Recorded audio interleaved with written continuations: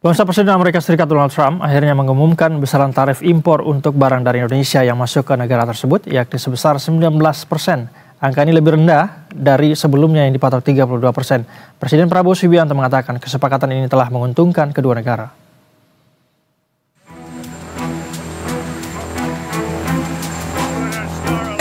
So we made a deal with Indonesia. I spoke to their really great president, very popular, very strong, smart. And we made the deal. We have full access to Indonesia, everything. As you know, Indonesia is very strong on copper, but we have full access to everything. We will pay no tariffs. So they are giving us access into Indonesia, which we never had. That's probably the biggest part of the deal. And the other part is they are going to pay 19%, and we are going to pay nothing.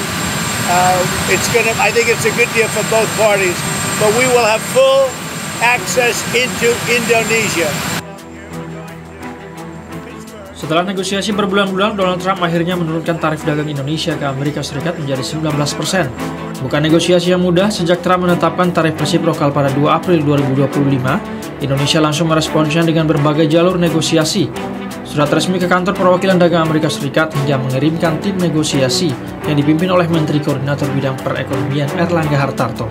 Hingga pada Selasa 15 Juli waktu Amerika, Donald Trump mengatakan penurunan tarif untuk Indonesia menjadi 19%. Penurunan tarif tersebut merupakan bagian dari kesepakatan dagang di mana Amerika Serikat tidak akan membayar tarif apapun alias 0%. Kesepakatan tersebut dicapai setelah Presiden Prabowo Subianto berbicara dengan Trump melalui sambungan telepon. Menurut Prabowo, kesepakatan tersebut merupakan kemajuan hubungan dagang yang saling menguntungkan kedua negara. Saya bicara dengan Presiden Donald Trump. Ya, alhamdulillah juga penuh dengan alot, akhirnya ada kesepakatan. Kita juga akan istilahnya kita memahami kepentingan mereka memahami kepentingan kita, dan kita sepakati sekarang kalau nggak salah ya tarifnya dari 32 diturunkan jadi 19. Ya, saya tetap nego. Saya katakan beliau ini seorang negosiator yang cukup keras juga gitu. Dalam negosiasi tersebut, Indonesia juga berkomitmen untuk membeli 50 jet Boeing milik Amerika Serikat, membeli energi senilai 15 miliar dolar Amerika, serta produk pertanian Amerika senilai 4 miliar dolar Amerika. Tarif dagang 0% untuk Amerika Serikat akan membuka keran produk-produk Amerika Serikat di Indonesia. Misalnya kacang kedelai akan menjadi produk pertanian yang akan membanjiri pasar Indonesia. Setelah itu produk mineral seperti gas minyak bumi, produk kimia hidrokarbon asiklik, hingga pesawat Boeing 777. Prabowo mengatakan kesepakatan pembelian pesawat sejalan dengan tekad pemerintah untuk membesarkan industri aviasi melalui Garuda Indonesia. Ya, memang kita kan perlu untuk membesarkan Garuda. Ya. Garuda adalah kebanggaan kita. Garuda adalah flag carrier nasional. Garuda lahir dalam perang kemerdekaan kita. Jadi Garuda harus menjadi lambang Indonesia. Kita bertekad, saya bertekad untuk membesarkan Garuda, dan untuk itu ya kita butuh pesawat-pesawat baru. Ya. Dan saya kira nggak ada masalah karena kita butuh, mereka ingin jual. Prabowo mengatakan negosiasi tarif dagang dengan Amerika Serikat masih akan terus berlangsung. Prabowo mengaku akan menemui Trump pada September atau Oktober 2025 untuk pembicaraan lebih lanjut mengenai kesepakatan dagang antara Indonesia dan Amerika Serikat. Tim Liputan Berita 1. Dan pemirsa, kita akan membahas hal ini lebih lanjut. Kita sudah terhubung dengan tenaga ahli kantor komunikasi kepresidenan, ada Faitra Faisal Hastiyadi. Kemudian ada ekonom senior Lembaga Penyelidikan Ekonomi dan Masyarakat Fakultas Ekonomi Bisnis Universitas Indonesia, Pak Ibrahim Khalilul Rahman, dan Wakil Ketua Umum Bidang Advokasi Industri ALB Kadin, Pak Ahmad Wijaya. Selamat malam, Bapak-Bapak. Selamat malam. Baik. Selamat malam, Pak Said. Baik, terima kasih sebelumnya sudah bersedia meluangkan waktu untuk kami di Berita Satu Tama. Nampaknya Pak Fitra ini masih sementara proses bergabung dengan kita. Kalau begitu saya ingin memulai dulu dari pelaku usaha nih, dari Kadin sepertinya ini. Pak Ahmad Wijaya. Pak Ahmad Wijaya, sebelum kita membahas lebih jauh, saya ingin meminta respons Anda dulu terhadap tarif Trump akhirnya diturunkan dari 32% menjadi 19%. Ini sebuah kabar baik atau biasa saja atau seperti apa Anda menanggapinya sebagai pelaku usaha?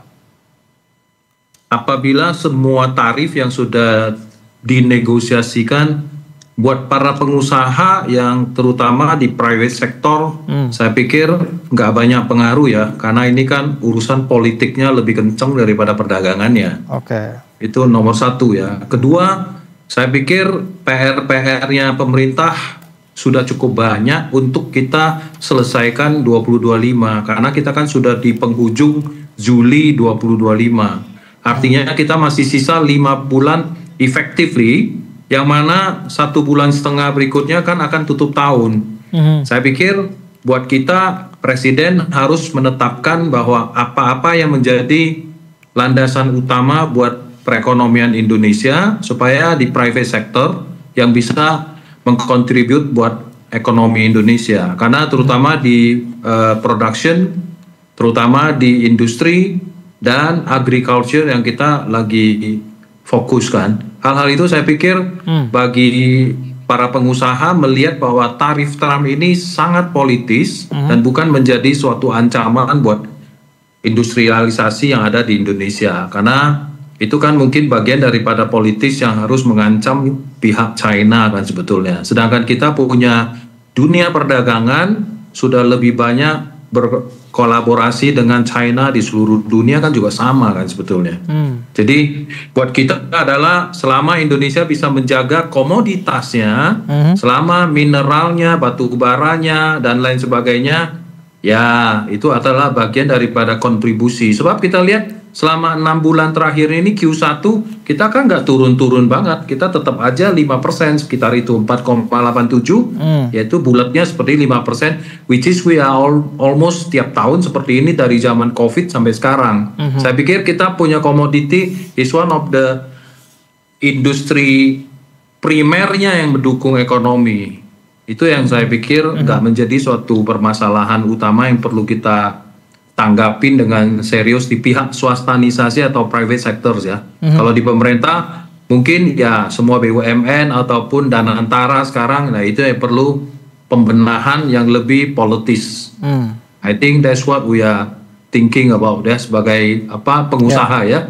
Terima kasih. Oke, Pak Wijaya, sebelum saya ke Pak Fitra sama Pak Ibrahim, tapi yang menarik juga adalah dari hasil kesepakatan ini tarif impor produk Amerika Serikat ke Indonesia ini kan menjadi 0% begitu ya. Karena produk-produk Amerika Serikat ini memungkinkan untuk membanjiri pasar-pasar Indonesia. Apakah ini tidak akan memberikan dampak bagi produk-produk kita di dalam negeri?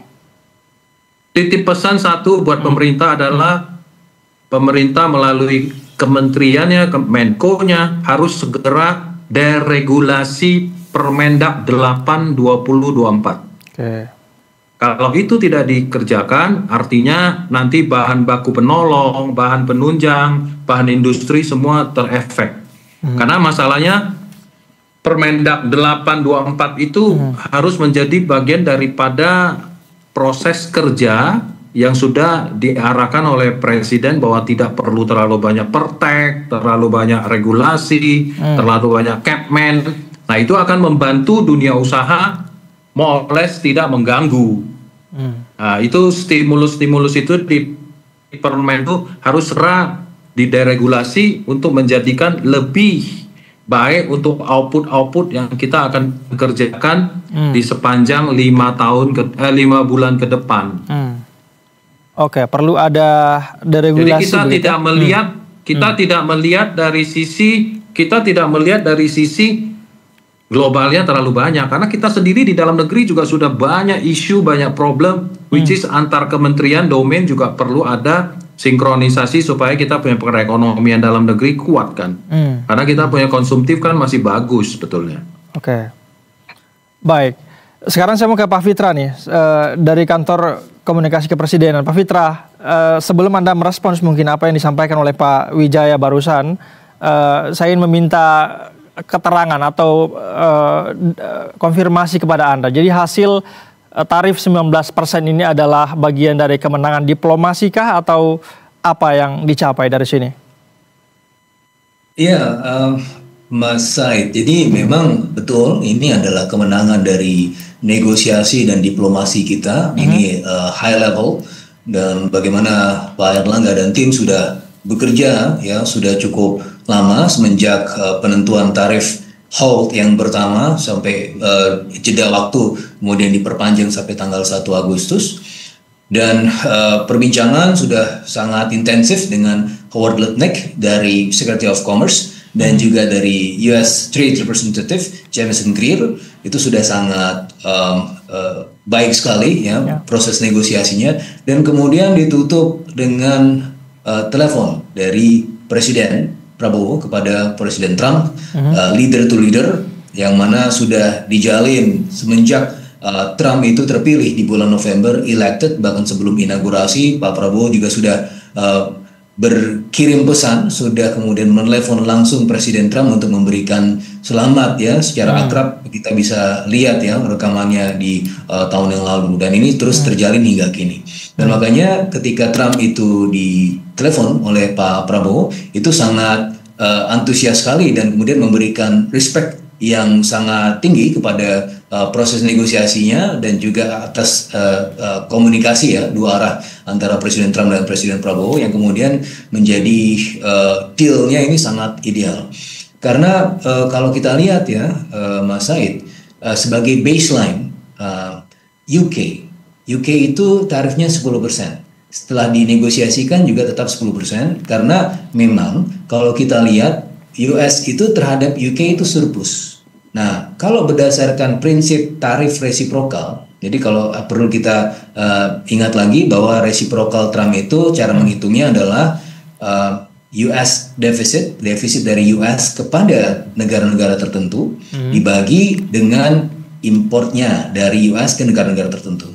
Memang ada perkalian lain dengan elastisitas, tapi elastisitasnya ketika dikalikan jumlahnya 1. Sehingga sederhananya adalah trade deficit dibagi dengan importnya. Defisit US ke Indonesia misalnya, itu kan 18 billion US dollar. Dibagi dengan importnya Amerika Serikat ke Indonesia, itu 28 billion US dollar. Sehingga 18 dibagi 28 itu 0,64, dikali 100%, 64%, itu adalah fullnya.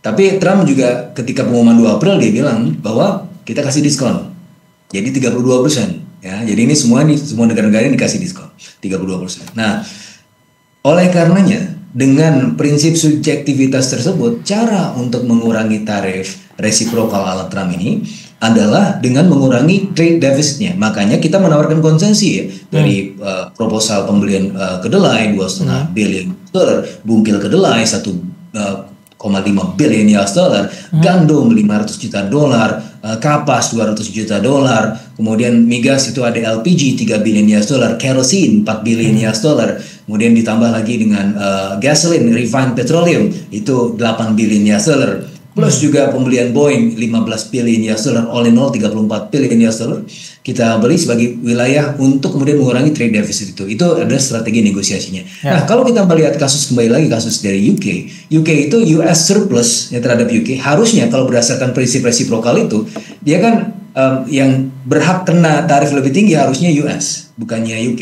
Tapi UK kena 10%. Nah, itu kita jadikan baseline ya 10%. Sehingga skenario idealnya adalah bukan 0%, meskipun Pak Prabowo pengennya 0%. Tetapi dengan baseline UK itu sepertinya agak susah ya, bahkan untuk mendekati 10% itu juga sebenarnya juga lumayan sulit. Maka skenario ideal yang kita mainkan dari awal adalah untuk kemudian mendapatkan 15-20%. Kenapa 15-20% ini menjadi skenario ideal?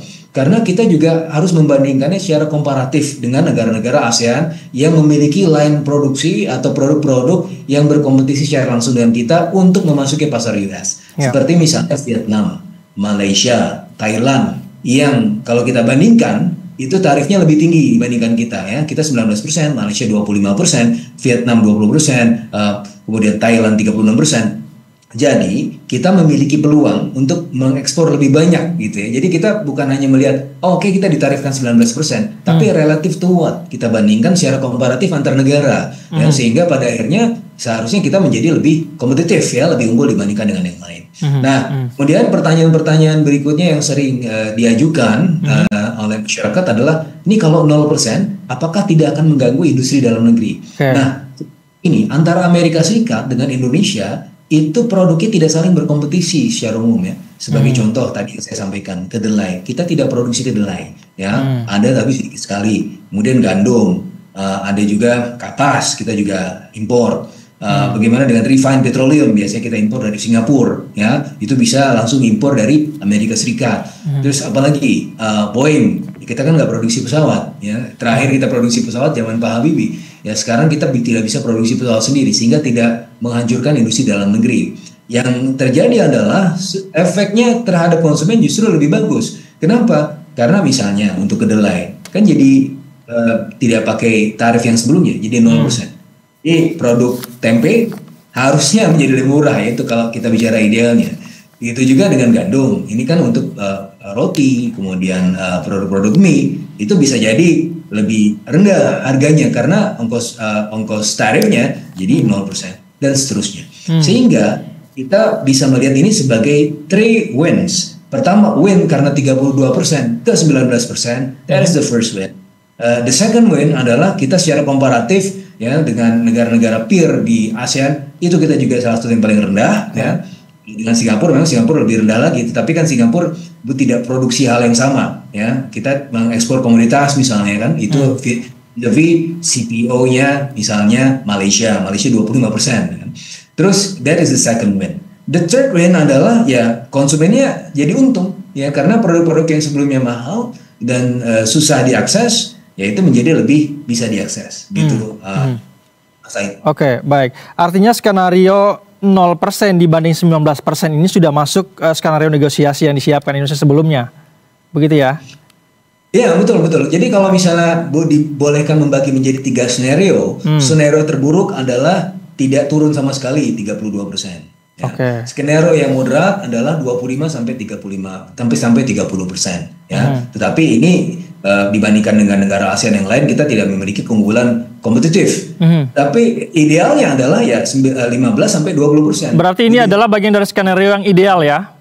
Betul, masuk skenario ideal. Karena tadi saya sampaikan, kita tidak untuk mendekati 10% itu a tough job ya, karena memang kondisi Amerika Serikat dan UK surplus, kita kan defisit ya, dan tujuan kita adalah mengurangi defisit itu, sehingga ini adalah kemenangan diplomatik ya, dan ini sangat diapresiasi oleh negara-negara tetangga. Bahkan besok ini teman-teman dari TV Malaysia juga ingin mencari tahu ya dengan kami ini bagaimana cara Indonesia bisa mendapatkan deal sebagus itu. Artinya ini adalah suatu hal yang pemerintah lakukan, ini adalah perlu diapresiasi ya, cukup tinggi karena kerjanya keras dan menghasilkan. Oke, baik. Ini adalah kemenangan negosiasi begitu ya, kita memperoleh hasil skenario ideal tadi yang Anda sebutkan. Saya ini ke ekonom sekarang, Pak Ibrahim. Pak Ibrahim, saya mau langsung saja, seperti apa pandangan Anda melihat tarif 19% ini? Ya, pertama-tama tentu ini adalah sebuah keberhasilan seperti tadi Pak Fitra sampaikan. Ada 2 cara pandang kita melihat aspek ini. Yang pertama tentu kita tidak berada pada ideal world, zaman di mana perdagangan itu dianggap sebagai growth stabilizer. Dan masing-masing negara akan meliberalisasikan perdagangan mereka dengan tarif yang serendah mungkin. Kita tidak berada pada kondisi yang sangat ideal, sehingga tarif yang sekarang terjadi 19% itu sebenarnya seperti tadi Pak Fitra sampaikan is already big deal, karena kita sebelumnya di tarif yang cukup tinggi plus 10% karena Trump mengancam negara-negara yang leaning towards BRICS akan mendapatkan 10% additional tarif. Nah, menurut saya yang perlu kita harus antisipasi ke depan adalah bahwa yang disampaikan oleh Trump dan dikutip oleh semua media saat ini adalah sebuah statement yang sangat casual yang dia sampaikan sambil berjalan gitu ya, sehingga kita belum tahu detail sebenarnya komponen produk apa saja yang kemudian diberikan tarif 0 untuk masuk ke Indonesia. Jadi kalau kita lihat tentu ya basically kalau soybean memang dari dulu kita importers, tapi kalau dilihat kalimatnya Trump, dia mengatakan petani-petani di Amerika sekarang punya akses ke negara dengan 280 juta penduduk itu seakan-akan memberikan kesan bahwa there are more than soybean, ya lebih dari sekedar soybean yang mungkin saat ini memang kita menjadi kalau kita dengarkan tadi yang dikatakan kalau kita dengarkan tadi apa dikatakan Trump, Pak Ibrahim, full access everything ke Indonesia katanya. Exactly. Jadi itu konotasinya any type of agriculture product gitu, yang kita harus teliti bersama, Pak Said ya. Mungkin nanti teman-teman di Kemenko Ekonomi, Pak Tra di PC mungkin perlu melihat secara berhati-hati sebenarnya karena ketika dikatakan it does mean everything yang bisa keluar dari agriculture sector gitu, sehingga kita harus antisipasi.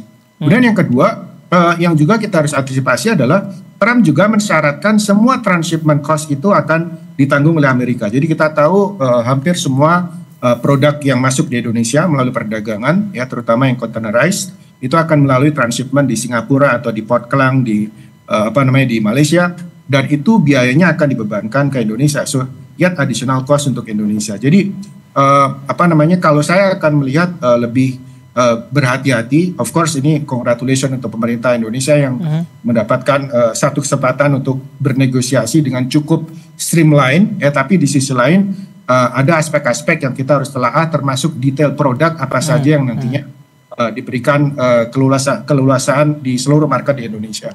Kemudian kita tahu pembelian Boeing 50 dan sebagian besar 777 yang mungkin akan sangat ekspensif dengan kondisi budgeter di saat ini, itu juga perlu ditelaah karena time horizon-nya juga belum dijelaskan. Sebenarnya aspek-aspek atau deal yang disepakati antara Indonesia dan Amerika pada pembelian produk-produk Amerika tadi ada durasi waktu kapan, ya, sehingga pemerintah bisa menyiapkan cukup resources dan arsenal untuk melakukan reserve, ya, cadangan devisa yang cukup untuk comply dengan deal-deal tersebut. Karena sepakat dengan yang disampaikan oleh Pak Ahmad pertama bahwa PR kita di domestik pun sebenarnya masih banyak banget gitu, sehingga kita harus put everything in perspektif dengan prioritaskan semua aspek internal dan eksternal dalam perekonomian saat ini.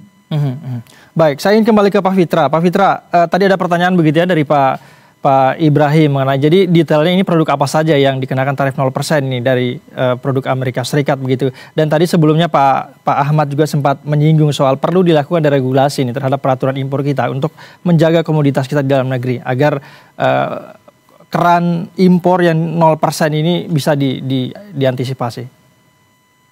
Ya 0% artinya buat semua line produk dari Amerika Serikat, ya sebenarnya pernyataan formal dari Trump ya perlu dilihat seperti itu. Tapi memang mayoritas produk-produk dari US itu kan memang tidak berkompetisi secara langsung ya dengan Indonesia. Mungkin ada beberapa seperti misalnya jagung. Tetapi jagung juga kalau kita lihat dari produsen-produsen besar justru mereka merasa terbantu karena di sisi yang lain ada beberapa incompatibility dari beberapa produksi jagung atau pakan di dalam negeri, sehingga perlu dilengkapi juga dengan impor dari US yang speknya berbeda gitu. Jadi dalam konteks ini tidak bersaing secara langsung. Nah, untuk produk-produk daging-dagingan dan seterusnya itu juga merupakan bagian dari ya proses variasi impor, ya, yang sebagaimana yang kita lihat juga kan terkadang kita juga membutuhkan ya impor-impor dari negara lain untuk kemudian memoderasi potensi peningkatan harga di dalam negeri, ya. Nah, ini juga merupakan bagian dari strategi perluasan ya portofolio negara partner kita untuk kemudian menjadi negara asal impor. Dan dalam konteks defisit neraca perdagangan ini juga sering dipertanyakan, ya. Jadi ketika kita meningkatkan pembelian dari US, apakah itu artinya trade deficit atau potensi trade surplus? Jadi kan sampai terakhir itu kita masih surplus, ya, sudah 60 kali berturut-turut kita surplus neraca perdagangan. Apakah surplusnya itu bisa lebih rendah lagi gitu karena memang harus meningkatkan pembelian dari US? Sebenarnya cara melihatnya adalah ketika kita ke US meningkatkan potensi pembelian impor dari sana, itu adalah mengalihkan yang sebelumnya kita impor dari negara lain itu mengalihkan kepada US. Seperti misalnya refined petroleum yang biasa kita impor dari Singapura itu bisa langsung kepada US dan seterusnya, sehingga pada akhirnya tidak merubah postur trade deficit atau postur trade kita secara signifikan karena ini cuma realokasi negara partner aja.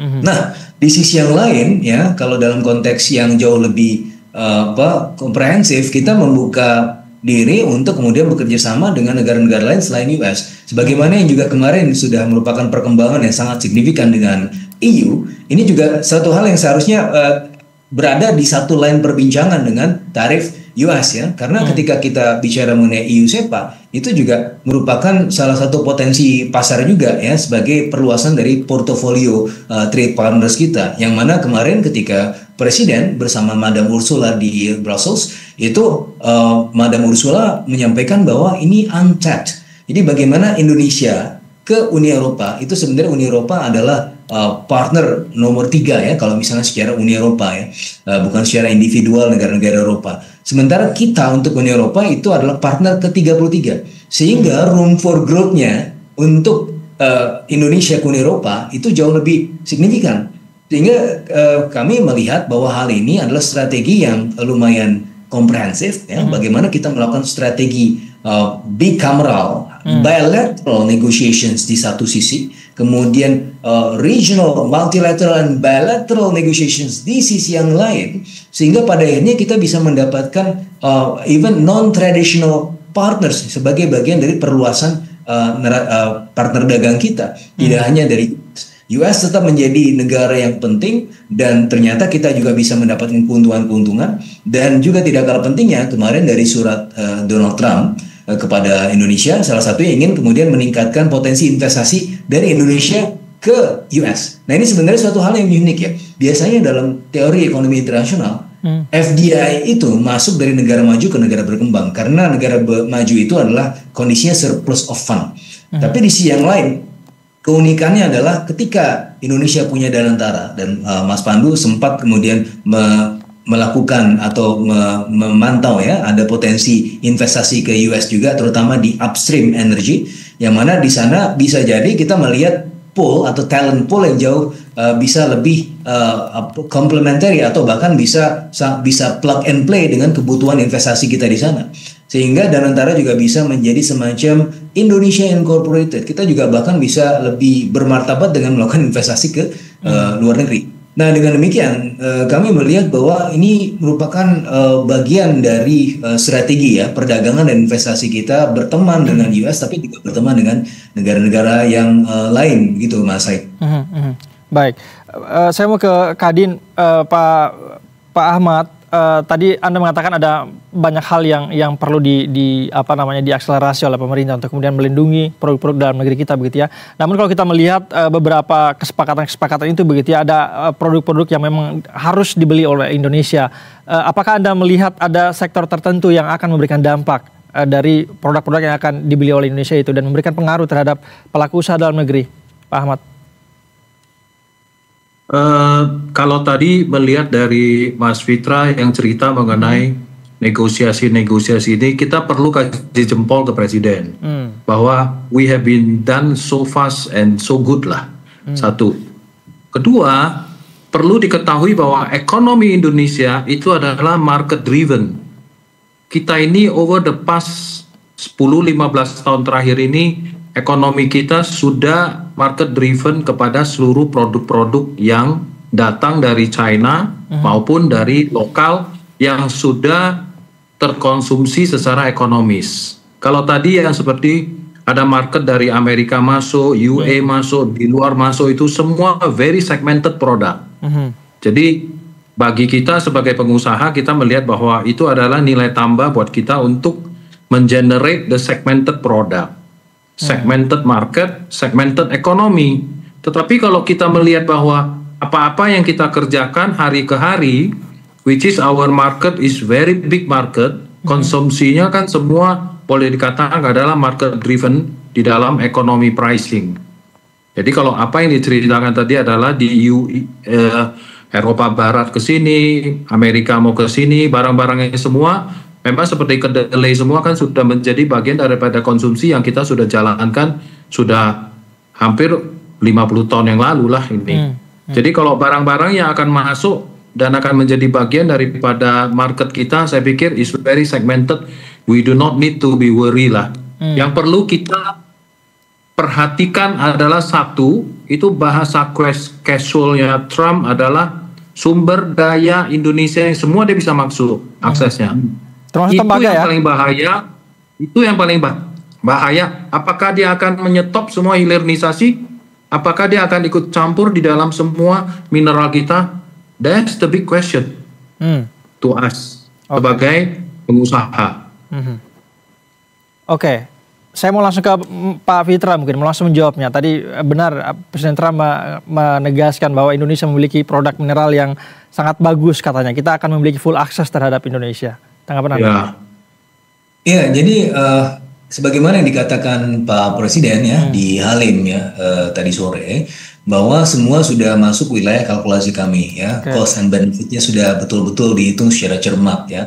Dan tentunya ini Pak Presiden juga menyampaikan bahwa ini tidak akan mengganggu pekerja kita, tidak akan mengganggu industri kita, sehingga apapun hasil negosiasinya itu nanti akan ada kelanjutannya ya, diskusi-diskusinya. Itu tidak akan kemudian mengganggu wilayah konstitusional kita ya. Biar bagaimanapun kita punya target hilirisasi dan itu masih in place. Kemudian kita juga melihat bagaimana potensi critical minerals yang memang disorot oleh Donald Trump itu merupakan bagian dari pengembangan value chain ya, critical minerals yang seharusnya itu bisa menjadi lebih baik karena itu ada potensi investasi juga ke dalam negeri. Dan itu yang merupakan proposal yang diajukan sedari awal. Bagaimana critical minerals kita ajukan sebagai bagian dari kolaborasi value chain kita, sebagai bagian dari alternatif dari China. Karena kan biasanya US mendapatkan rare earth critical minerals dari China. Sekarang bisa kita berkolaborasi dengan US. Ya, kita sudah punya modal ya dengan China untuk kasus nikel. Dan ini untuk kasus yang copper yang memang disebut secara spesifik oleh Trump, itu bisa memodelkan ada model investasi yang lain yang mungkin bisa kita elaborasi lebih lanjut. Tapi tentunya ini nanti akan ada diskusi lebih lanjut. Pak Erlangga akan menceritakan detailnya. Yang jelas Presiden sudah memastikan bahwa ini tidak akan melanggar wilayah konstitusional kita untuk kemudian mengelola kekayaan alam sebesar-besarnya, negara menggunakan dan mengelola sebesar-besarnya untuk kemakmuran rakyat dan tidak akan mengganggu industri kita, gitu. Mas Said. Oke, Pak Fitra, saya ingin meminta konfirmasi lagi. Tadi kalau tidak salah di Halim Pak Presiden Prabowo Subianto mengatakan bahwa akan negosiasi ini masih akan terus berlanjut. Bahkan ada rencana pertemuan dengan Donald Trump pada September atau Oktober. Benarkah demikian? Ya, namanya perdagangan itu pasti akan ada terus berdinamika ya, ada negosiasi lebih lanjut. Apalagi kalau kita melihat Trump itu kan bisa berubah ya, bisa jadi lebih turun, bisa jadi lebih naik gitu kan. Tapi dalam konteks ini kita sudah melihat bahwa hubungan antara kedua pemimpin ini sudah sangat baik sekali, sehingga kecenderungannya kalaupun ada dinamika berikutnya bisa jadi lebih rendah gitu kan, melihat dari perkembangan negosiasi antar negara yang lebih lanjut begitu, Mas Said. Oke, baik. Sekarang saya mau ke Pak Ibrahim dari Ekonom UI. Pak Ibrahim, kita kembali mengenai tarif 0% nih untuk barang-barang Amerika Serikat ke Indonesia. Apakah dengan pembukaan keran impor dari Amerika Serikat ini tidak akan menambah ketergantungan Indonesia terhadap produk-produk Amerika Serikat? Pak Ibrahim. Ya, Pak Said, kalau dari sisi ekonomi mungkin yang pertama kita harus lakukan adalah membedah semua barang-barang yang dimungkinkan masuk ke Indonesia dan barang-barang yang kita miliki dan kita produksi.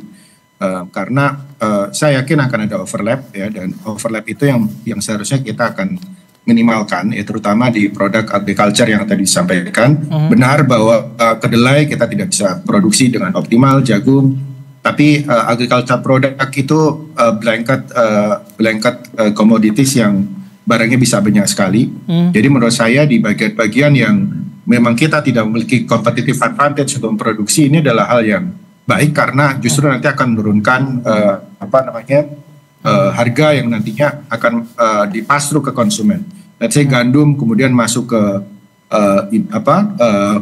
mie instan misalnya atau roti misalnya, mungkin akan masuk ke konsumen, dipasru harganya akan lebih murah, which is itu get from trade gitu ya. Cuman pada komoditas-komoditas yang sifatnya overlap, which I don't know yet, atau kita belum tahu seberapa detail nanti produk agriculture yang boleh masuk ke Indonesia. Nah, kita mungkin akan perlu menelaah apa yang menjadi net effect dari barang yang masuk dan barang yang memang kita produksi ya, sehingga kita bisa melihat apakah welfare effect-nya benar-benar dominan bisa kita dapatkan. Nah, one thing mungkin yang perlu kita lihat bahwa dampak dari tarif itu sebenarnya akan berbeda tergantung dari kalau bahasa ekonominya tingkat elastisitas dari masing-masing komoditas gitu ya. Jadi barang-barang yang sifatnya elastis dan konsumen bisa cepat shift ke barang yang lain, sebenarnya dampak dari tarif itu akan banyak dirasakan oleh penjual. Sebaliknya barang-barang yang inelastis, dampak tarifnya akan dipasru ke konsumen. Nah, kita bisa melihat nanti barang-barang Indonesia yang diekspor ke Amerika, tekstil, kemudian sweater, kemudian alas kaki, sepatu, itu menurut saya adalah barang-barang yang gampang dicari padanannya dari Guatemala, Honduras, Bangladesh dan sebagainya. Sehingga kita perlu telaah dengan adanya tarif ini dampaknya ke produk kita seperti apa. Sementara barang yang masuk ke Indonesia, kalau tadi Pak Fitra sampaikan, Boeing itu ya nggak ada, itu duopoli antara Airbus dan Boeing. We can only buy gitu ya, kalau nggak ke Airbus. Jadi memang standing bargaining positionnya berbeda, which is kita harus memahami itu, dan yang kita optimalkan sekarang adalah bagaimana pembentukan negosiasi ini atau negosiasi ini benar-benar ditelaah lebih detail pada level yang lebih granular, sehingga mungkin teman-teman di Kadin atau asosiasi bisa memberikan gambaran dan masukan kepada pemerintah sub komoditas apa yang mungkin kita harus lihat, dan nanti mungkin di pertemuan di bulan September Oktober pemerintah bisa membawa lebih detail on the table barang-barang apa yang memang benar-benar 0% dan barang-barang apa yang di kita overlap dengan local production di Indonesia. Oke, nampaknya Pak Fitra memiliki agenda setelah ini akan meninggalkan kita lebih dulu, tapi saya ingin meminta closing statement dari Anda, Pak Fitra. Anda mungkin mau menanggapi dari Pak Ibrahim tadi, sekaligus juga bagaimana kemudian kita memastikan bahwa kesepakatan ini akan berlanjut, karena kalau kita lihat banyak juga kemudian yang mengkritisi bahwa ini dilakukan secara bilateral, tidak melalui forum multilateral seperti WTO untuk kemudian menjamin ini tetap berlangsung. Pak Fitra, silakan. Ya, jadi yang perlu kita pahami adalah Trump memang memiliki perhitungan sendiri mengenai tarif resiprokal. Dan ini berlaku umum untuk setiap negara, sehingga kemudian untuk membawanya ke WTO itu menjadi agak sulit ya, karena memang semuanya mendapatkan hal yang sama, sehingga WTO dalam hal ini multilateralism menjadi dalam tantangan yang cukup signifikan, sehingga ya, kita harus melihat bahwa ini kepentingan pragmatis kita adalah menurunkan tarif, dan itu yang sudah terjadi. Dan kalau kita melihat dari perjuangan ya, tim negosiasi kita sedari awal ini sudah sangat intensif, melibatkan rumusan-rumusan yang tentunya juga ada sedikit pengorbanan dari pihak Indonesia dan juga dari pihak Amerika Serikat. Dia juga punya pengorbanan juga, dan pada akhirnya ketemu di tengah. Ya, jadi biar bagaimanapun kalau kita bicara prinsip negosiasi itu adalah ya is a win-win ya. Dan kalau kita bicara win-win ya, tidak semua yang menjadi dominant winner antara satu dengan yang lain. Semuanya bisa mendapatkan keuntungan-keuntungan. Dan pada akhirnya kalau dalam konteks ini kita bicara mengenai the lowest common denominator. Apa sih? The lowest common denominator-nya adalah kepentingan rakyat. Dalam hal ini Amerika Serikat, Trump melihat atau memperhatikan kepentingan konstituensinya, kepentingan rakyat Amerika Serikat, dan itu kita hormati. Di sisi yang lain, Presiden Prabowo juga tentunya melihat kepentingan masyarakat Indonesia, dan itu juga dihormati oleh Trump, sebagaimana kalau kita melihat dari sosial medianya, ini untuk kepentingan masyarakat Amerika Serikat dan untuk masyarakat Indonesia. So it's win-win. Ya, meskipun dalam beberapa hal itu kondisi yang tidak ideal, tapi di sisi yang lain kalau kita membandingkan secara komparatif, ini adalah hal yang sangat ideal dan yang bisa kita lakukan, yang bisa kita push ya sampai titik ini. Dan tentunya ini merupakan bagian awal dari perjalanan kita berkolaborasi dengan Amerika Serikat dan juga dengan negara-negara lain, dan ini tidak berhenti di titik ini saja. Kita masih tetap berjalan melakukan negosiasi-negosiasi tidak hanya dengan Amerika Serikat tapi juga dengan negara-negara lain dalam konteks untuk meningkatkan peluang ekonomi, meningkatkan potensi penyerapan tenaga kerja yang pada akhirnya menjadi tujuan kita bersama. Begitu Mas Said. Oke, baik. Pak Fitra, terima kasih sudah memberikan pandangan-pandangan dan informasi juga kepada kami di Berita Satu Utama. Silakan melanjutkan aktivitasnya. Terima kasih. Salam sehat, Pak Fitra. Ya, terima kasih. Mohon izin. Baik, kita masih akan melanjutkan dialog kita dengan dua narasumber yang masih bergabung bersama kami, Pak Ibrahim dan Pak Ahmad. Pak Ahmad, saya mau ke Pak Ahmad ke Kadin. Pak Ahmad, apakah sejauh ini, informasi ini mungkin masih sangat baru begitu ya, apakah Kadin sudah mempersiapkan atau mengantisipasi dampak dari kebijakan ini? Apa yang selanjutnya dilakukan oleh Kadin? Kalau dari pengusaha cuma sangat mengharapkan bahwa pemerintah dengan adanya tarif timbal balik ini, semua regulasi, semua Capman, semua perlu diantisipasi untuk dipermudah ataupun di readjust back gitu. Kalau tidak, artinya beberapa hal seperti tadi Pak Ibrahim katakan bahwa ada beberapa produk yang sudah menjadi 0% masuk ke Indonesia ada nilai tambah. Tetapi ada beberapa produk juga yang kita ekspor ke sana, kan bagian juga daripada kita punya daya saing juga berkurang kan di situ. Yang merupakan bagian daripada apa yang dihasilkan oleh Indonesia, sebab industrialisasi Indonesia itu hidup dari industri yang sekunder. Industri primer kita adalah semua kan ditambang.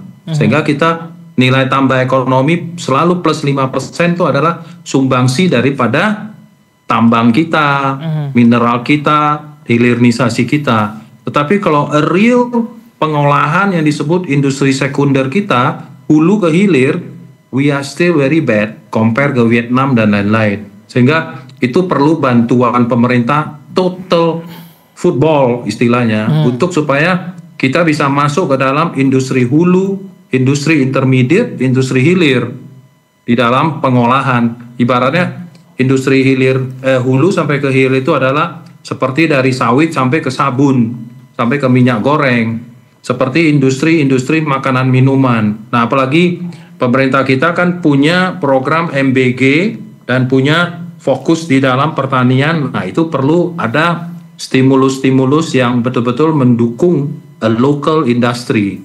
Kalau tidak, artinya kita kan ada dua sisi. Satu sisi kita ikutin tarif timbal balik, di satu sisi kita melihat bahwa China kan segitu agresif masuk ke seluruh dunia, termasuk market yang paling besar buat dia adalah kan Indonesia. Sehingga, nah itu perlu ada permen-permen, Capman maupun peraturan-peraturan yang sudah menjadi kebijakan pemerintah itu perlu segera diregulasi, diperbaiki, di-adjust, supaya para pengusaha juga lebih gampang menjadi bagian daripada, kalau dengan BC, mana yang disebut APU, mana yang disebut APP, mana yang disebut TKDN, ini semua perlu ada adjustment setelah ada tarif timbal balik ini. Sebab Trump selalu kan punya bahasa yang sangat casual, seperti tadi Mas Fitri bilang, there is nobody knows today sama tomorrow, karena dia bisa change anytime. Dan kita sangat tergantungan dengan beberapa barang-barang import yang sudah menjadi timbal balik, ya kan? Kita import lebih banyak. Whatever yang kita sudah targetkan, walaupun mau beli pesawat, itu kan adalah segmented product. Kembali lagi saya katakan tadi, yang kita perlu lihat adalah basic ekonomi kita dulu, yang saat ini kita hadapi. Bukan mengenai urusan di mana segmentednya perlu. Segmented kita adalah bagian daripada nilai tambah buat additional ekonomi yang bisa mencapai 8%. Tapi kalau 5% itu harus sesegera mungkin di-maintain untuk kita dapat the value. Itu aja sih. Oke, baik. Intinya adalah perlu ada regulasi begitu ya yang diturunkan dari hasil kesepakatan ini. Saya ingin terakhir ke Pak Ibrahim, singkat saja Pak Ibrahim. Masukan apa yang perlu Anda tekankan kepada pemerintah agar kemudian dampak dari kesepakatan ini tidak begitu buruk bagi perekonomian kita? Ya, Pak Said, seperti tadi saya sampaikan, yang kita terima saat ini adalah satu kesepakatan yang sekali lagi sifatnya adalah blanket gitu ya, sehingga perlu detailing komoditas apa yang masuk dan keluar. Kita tahu kalau average tarif menurut Most Favored Nation ya, MFN kita itu sebelumnya barang-barang yang masuk ke Indonesia itu di 6-7%, dan barang yang masuk ke Amerika dari Indonesia itu sekitar 3,3%. Jadi dari 3,3% barang yang masuk ke Amerika naik menjadi 19%, dan dari 7-9% tarif masuk ke Indonesia itu jadi 0%.